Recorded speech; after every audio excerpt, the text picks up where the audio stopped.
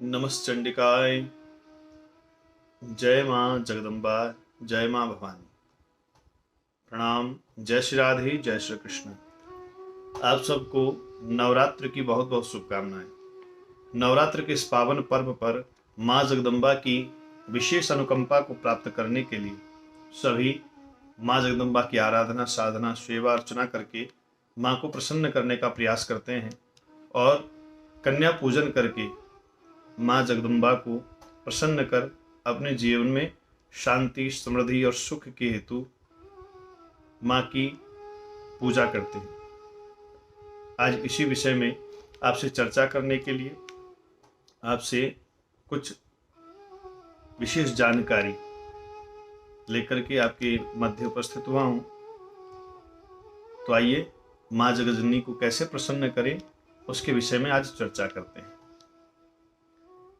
खड्गं चक्रगदेषु चाप परिघान् शूलं भुशुण्डिं शिरः शङ्खं सन्धतिं करेर्स्त्रिनयनां सर्वाङ्गभूषावृतां नीलासमद्युतिमास्य पाददशकां सेवे महाकालिकाम् यामस्तौत्स्वपिते हरो कमलजो हन्तुं मधुं कैटभम्। माँ जगज्जननी जगदीश्वरी हम सब के ऊपर अपनी कृपा बनाए रखे। प्रिय बंधुओं, जैसा आप सब जानते हैं कि माँ को प्रसन्न करने के लिए कन्या पूजन करना नवरात्र में विशेष महत्व रखता है और कन्या पूजन करने के साथ साथ माँ की स्तुति, माँ की पूजा अर्चना यदि विशेष विधि से, विशेष रीति से की जाए तो जीवन में बड़ा आनंद आता है। लेकिन कौन सी कन्या का पूजन करना चाहिए, किस कन्या का पूजन करने से क्या लाभ है, आज इन्हीं कुछ जानकारियों को लेकर आपके समक्ष उपस्थित हुआ हूं। प्रयास करेंगे कि ये जानकारी आप तक पहुंचे और आप इससे लाभ उठाएं। सज्जनों, माँ जगज्जननी की पूजा आराधना के लिए अक्सर देखा जाता है कि कन्या पूजन के समय हम कुछ भूल कर देते हैं और एक जो समय सीमा या जो एक नियम शास्त्रों के माध्यम से बताया गया है, उस नियम के अनुरूप हम जब आचरण नहीं करते, जब हम उसका पालन नहीं करते तो उसका पूजा का लाभ हमें नहीं मिलता।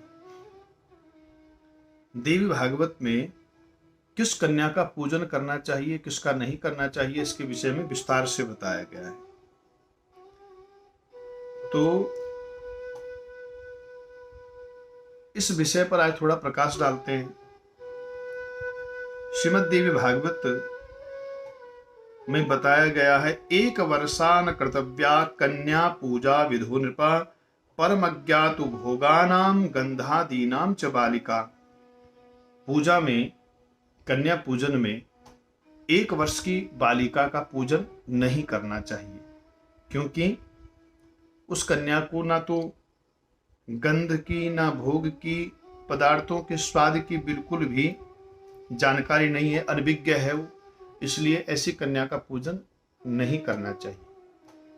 2 साल की कन्या का पूजन करने का विधान बताया है। नवरात्र के प्रथम दिवस से ही कन्या पूजन का विधान है। कुछ लोग पहले दिन 1 कन्या, दूसरे दिन 2, तीसरे दिन 3, चौथे दिन 4, 5वें दिन 5, छठे दिन 6, 7वें दिन 7 और 8वें दिन 8 कन्याओं का पूजन करके 9वें दिन 9 कन्या का पूजन करके इस विधान को करते हैं। और कुछ लोग नवमी, अष्टमी के दिन ही जितनी जिससे हो सके 5, 7, 8, 9 जितनी कन्याएं उससे बन सकती हैं उतनी कन्याओं का पूजन करते हैं। लेकिन वो कन्या की उम्र कितनी है इस बात पर हम ध्यान नहीं देते। तो देवी भागवत कहती है कि कुमारिका तु साप्रोक्ता द्विवर्षा या भवेदिहि त्रिमूर्तिश्च त्रिवर्षा च कल्याणी चतुर्विध चतुर्विधि का। कुमारिका तो सा प्रोक्तः, 2 वर्ष की जो कन्या है उस कन्या को कुमारी कन्या कहा गया है, और जो 3 वर्ष की हो गई है उसे त्रिमूर्ति कहा है। 4 वर्ष की कन्या को कल्याणी और 5 वर्ष की कन्या को रोहिणी कहा गया है। रोहिणी 5 वर्षा च 6 वर्षा कालिका स्मृता। 5 वर्ष की कन्या को रोहिणी और 6 वर्ष की कन्या को कालिका कहा है। चंडिका 7 वर्षा, चंडिका 7 वर्ष की कन्या को स्यादष्ट वर्षा च सांभवी। 8 वर्ष की कन्या को सांभवी कहा है। 9 वर्षा भवे दुर्गा।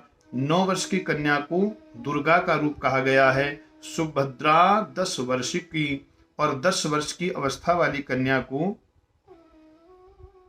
सुभद्रा कहा गया है। अतः ऊर्ध्वम न कर्तव्या सर्व कार्य विगर्हिता। 10 साल से ऊपर की कन्या को कन्या पूजन में नहीं बैठाना चाहिए। कन्याओं का सम्मान तो है, लेकिन यदि आप विशेष कामना से कोई पूजा अर्चना करना चाहते हैं तो 2 साल से और 10 साल की कन्याओं का पूजन करें, उससे आपको लाभ होगा। आजकल सभी के जीवन में धन की कमी है, तृप्त नहीं है, कमी नहीं है लेकिन तृप्ति नहीं है। हर व्यक्ति चाहता है कि और मिले और मिले और मिले और मिले, और इस और मिले के लिए वो बहुत सारे प्रयास करता है।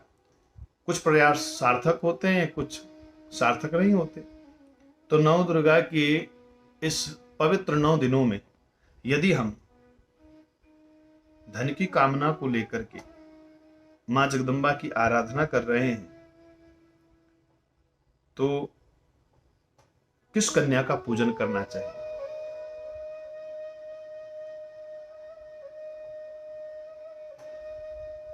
देवी भागवत कहती है, ब्राह्मणी सर्वकार्येषु जयार्थे नृपवंशजा, लाभार्थे वैश्य वंशोत्था, मता वा शूद्र वंशजा। समस्त कार्यों की सिद्धि के लिए ब्राह्मण की कन्या का पूजन करना चाहिए। यदि आप विजय प्राप्त करना चाहते हैं तो आपको क्षत्रिय की कन्या का, जो राजवंश में जिसका जन्म हुआ है, उस कन्या का पूजन करके भगवती को प्रसन्न करना चाहिए। और धन लाभ के लिए, यदि आप धन की प्राप्ति के लिए भगवती की आराधना करना चाहते हैं तो उसके लिए आपको वैश्य की कन्या का पूजन करना चाहिए, अथवा शूद्र वंश में उत्पन्न कन्या पूजन के योग्य मानी गई है। इसका अर्थ है कि चारों वर्णों में उत्पन्न कन्याएं पूजा के योग्य हैं,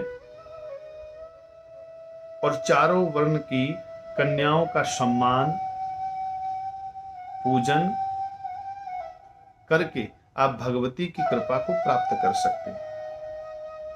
अगर आप अपने वर्ण, अपने वंश, अपने कुल, परिवार, गोत्र में उत्पन्न हुई कन्या को आदर भाव से देखते हैं और दूसरे वंश में उत्पन्न कन्या को हीन दृष्टि से देखते हैं तो आपकी ये नवरात्र की पूजा सफल नहीं होगी।